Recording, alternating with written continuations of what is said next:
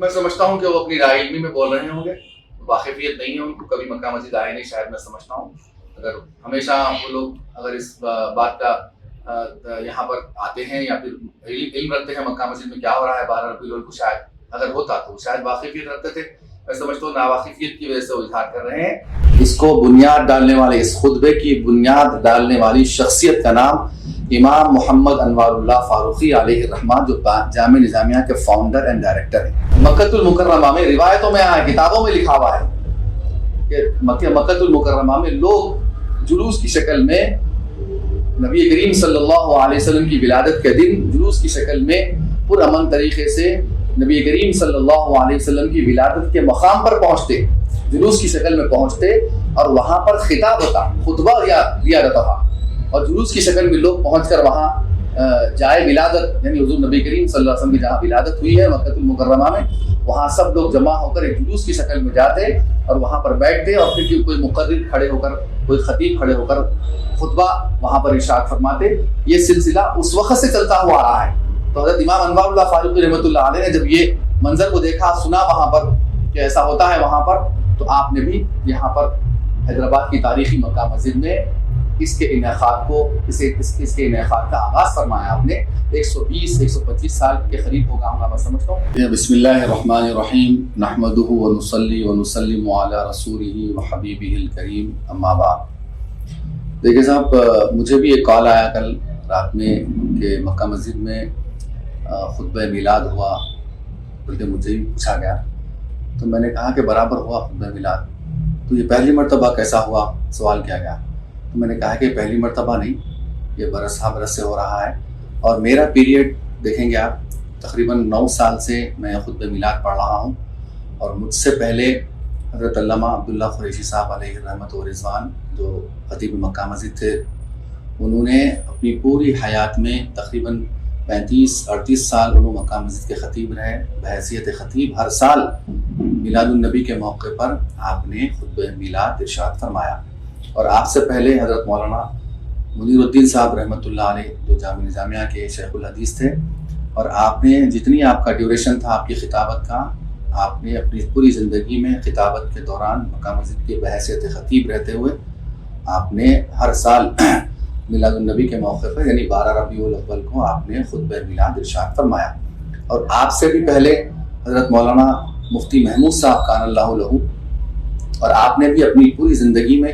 جتنے سال آپ نے مکہ مسجد میں خطابت انجام دیا ہے، آپ نے ہر سال 12 ربیع الاول کو آپ نے خطبہ میلاد ارشاد فرمایا. یہ تو مختصر سی یعنی اب یہ دیکھ لیں گے آپ تو اس سے معلوم ہو رہا ہے کہ تقریباً 50-60 سال کی تو میں نے آپ کو بتا دیا، لیکن حقیقت میں اس کا آغاز جو ہوا ہے آپ کو، ہم سب کو، ناظرین کو سمجھ لینا چاہیے. اور بہت سے لوگوں میں بے چینی ہے کہ اس کا آغاز کب ہوا، کبھی ناغا نہیں ہوا اس کا. اور سب سے پہلے اس کو مکہ مسجد میں، شہر حیدرآباد کی تاریخی مکہ مسجد میں اس کو بنیاد ڈالنے والے، اس خطبے کی بنیاد ڈالنے والی شخصیت کا نام امام محمد انوار اللہ فاروقی علیہ الرحمہ، جو جامع نظامیہ کے فاؤنڈر اینڈ ڈائریکٹر ہیں. آپ نے اس خطبے کا آغاز فرمایا تقریباً کم و بیش 115-120 سال، کیونکہ آپ کا وصال ہو گئی تقریباً 106-107 سال ہو چکا ہے، تو آپ نے اپنی حین حیات میں ہی اس کا آغاز فرمایا تھا. تو 115-120 سال سے زائد اس کا عرصہ ہو چکا ہے، اور بلا ناغا، کوئی سال ناغا کیے بغیر، میرے پاس اپنے پاس اوتھینٹک روایت ہے یہ کہ بلا کسی ناغا کے الحمدللہ جب سے لے کر آج تک ہر سال 12 ربیع الاول کو اس کا انعقاد مکہ مسجد میں عمل میں آتا ہے. اور صبح 9 بجے یا 10 بجے جیسا وقت رہتا ہے وہ حساب سے خطبہ میلاد اس میں ارشاد فرمایا تھا. اور خطبہ میلاد دیکھیں گے آپ کہ یہ اس میں نبی کریم صلی اللہ علیہ وسلم کی ولادت کا تذکرہ کیا جاتا ہے، اور آپ کی ولادت سے پہلے کا جو ماحول تھا، اور جس وقت آپ کی ولادت ہوئی ہے، اور ولادت کے وقت اور ولادت کے فوری بعد کا جو ماحول تھا، اور خوشی کا جو عالم تھا، اللہ کی طرف سے جو خوشی کا ماحول بنایا گیا تھا، ملائکہ، فرشتے، اور وہاں جہاں ولادت ہوئی آپ کی وہاں کا جو مقام تھا، اور پھر حضرت کے جد امجد حضرت عبد المطلب رضی اللہ تعالیٰ عنہ کا جو معاملہ تھا، اور پھر وہاں پر حضرت بی بی آمنہ رضی اللہ عنہا جو آپ کی والدہ ہیں، ان کا ولادت سے پہلے کیا ماحول تھا، معاملہ تھا، ولادت کے فوری بعد، ولادت کے وقت، یہ پورا تذکرہ اس میں ہماری جو ہے سو خطبے میں اس میں بتایا جاتا ہے تاکہ عوام الناس اس سے واقف ہو. اور پھر یہ حضرت امام انوار اللہ فاروقی رحمۃ اللہ علیہ نے جو اس کا آغاز کیا 115-120 سال پہلے، آپ نے اپنی خودی سے نہیں کیا، بلکہ عربستان کے بیشتر ممالک میں اس کا انعقاد عمل میں لایا جاتا تھا. حضور کی ولادت اور آپ کا وصال ہوئے 114 سال ہو چکے ہیں. 1400 سال سے زیادہ عرصہ ہو چکا ہے آپ کا اس دنیا سے ظاہری پردہ فرمائے ہوئے. لیکن جب سے لے کے اب تک عربستان کے مختلف شہروں میں اور ممالک میں اس کا سلسلہ آج بھی قائم ہے، صرف حیدرآباد میں نہیں. میں کہہ دوں کہ مکۃ المکرمہ میں روایتوں میں آیا، کتابوں میں لکھا ہوا ہے کہ مکۃ المکرمہ میں لوگ جلوس کی شکل میں نبی کریم صلی اللہ علیہ وسلم کی ولادت کے دن جلوس کی شکل میں پرامن طریقے سے نبی کریم صلی اللہ علیہ وسلم کی ولادت کے مقام پر پہنچتے، جلوس کی شکل میں پہنچتے اور وہاں پر خطاب ہوتا، خطبہ دیا جاتا تھا. اور جلوس کی شکل میں لوگ پہنچ کر وہاں جائے ولادت یعنی حضور نبی کریم صلی اللہ علیہ وسلم کی جہاں ولادت ہوئی ہے مکۃ المکرمہ میں، وہاں سب لوگ جمع ہو کر ایک جلوس کی شکل میں جاتے اور وہاں پر بیٹھتے اور پھر کوئی مقرر کھڑے ہو کر، کوئی خطیب کھڑے ہو کر خطبہ وہاں پر ارشاد فرماتے. یہ سلسلہ اس وقت سے چلتا ہوا آ رہا ہے. تو حضرت امام انوار اللہ فاروقی رحمۃ اللہ علیہ نے جب یہ منظر کو دیکھا، سنا وہاں پر کہ ایسا ہوتا ہے وہاں پر، تو آپ نے بھی یہاں پر حیدرآباد کی تاریخی مکہ مسجد میں اس کے انعقاد کو اس کے انعقاد کا آغاز فرمایا. آپ نے 120-125 سال کے قریب ہوگا میں سمجھتا ہوں، کیونکہ آپ کا وصال ہو گیا 115 سال 105 سال ہو چکے ہیں. تو اس سے پہلے ہی آپ نے اس کا آغاز فرما دیا ہے. تو اس طریقے سے کسی لوگوں میں تشویش کا پایا جانا کہ یہ پہلی مرتبہ ہوا ہے یا پہلے نہیں ہوتا تھا، اس طریقے کا سوچنا کرنا میں سمجھتا ہوں سراسر غلط ہے. اگر لوگوں کو واقفیت نہیں ہے اس بات سے، تو میرے اس میسج سے لوگ جان لیں کہ یہ مکہ مسجد میں جو خطبہ میلاد ہوتا ہے یہ آج سے نہیں، بلا ناغہ 120-115 سال کے قریب ہو گیا اس کو، جب سے لے کے اب تک اس کا انعقاد جاری و ساری ہے اور انشاءاللہ تعالیٰ تادیر قائم و دائم رہے گا انشاءاللہ تعالیٰ. اس کے علاوہ خطبے کے علاوہ میلاد کے دن تاریخی مکہ مسجد کیا اور کیا خطبہ میلاد ہوتا ہے اور کچھ نہیں ہوتا ہے. آسان سمجھیے، الحمدللہ مکہ مسجد کے احاطے میں آثار مبارک کا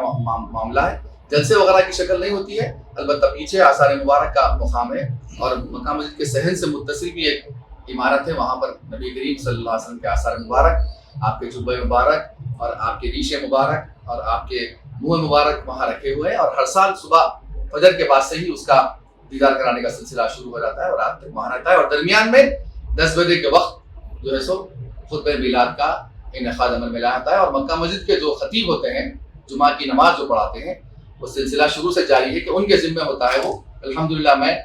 8-9 سال سے بحیثیت خطیب وہاں خدمات انجام دے رہا ہوں اور یہ موقع مجھے مل رہا ہے کہ نبی کریم صلی اللہ علیہ وسلم کے